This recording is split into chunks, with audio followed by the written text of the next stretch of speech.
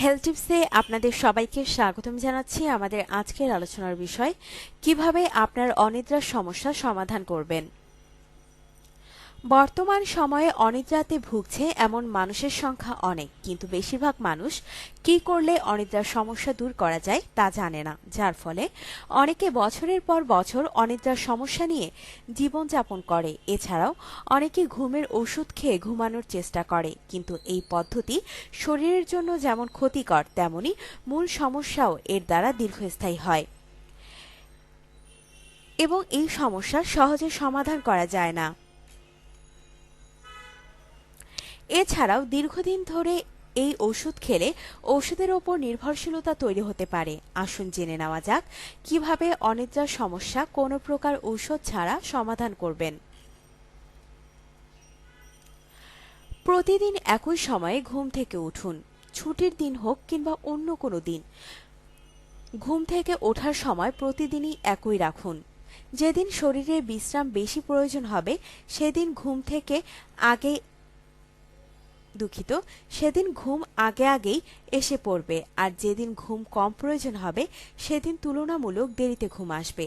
প্রতিদিন এভাবে ঘুমালে শরীর আস্তে আস্তে এই নিয়মের সাথে মানিয়ে নেবে। প্রতিদিন কমপক্ষে 15 মিনিট ব্যায়াম করুন। প্রতিদিন কমপক্ষে 15 মিনিট এমন কিছু ব্যায়াম করুন যা করলে দ্রুত ঘাম ঝরে বা দ্রুত ক্লান্তি আসে। তবে অবশ্যই সকাল থেকে সন্ধ্যার মধ্যে ব্যায়াম করতে হবে, কারণ সন্ধ্যার পর ব্যায়াম করলে ঘুমের ব্যাঘাত ঘটতে পারে। প্রাকৃতিক শব্দ শুনুন। পানির শব্দ, বৃষ্টির শব্দ, সমুদ্রের স্রোত, বাতাসের শব্দ ইত্যাদি ঘুমানোর সময় হেডফোনে বা স্পিকারে ছেড়ে শুনুন। মানসিক চাপ কমানোর জন্য এবং রিল্যাক্সড বা মানসিকভাবে স্থির হওয়ার জন্য খুবই ভালো পদ্ধতি এটি। মানসিক চাপমুক্ত সুস্থির মন ঘুমের জন্য প্রয়োজন। গভীর নিঃশ্বাসের ব্যায়াম করুন। ঘুমানোর সময় গভীর নিঃশ্বাসের ব্যায়াম করলে শরীর এবং মন রিল্যাক্স হয়।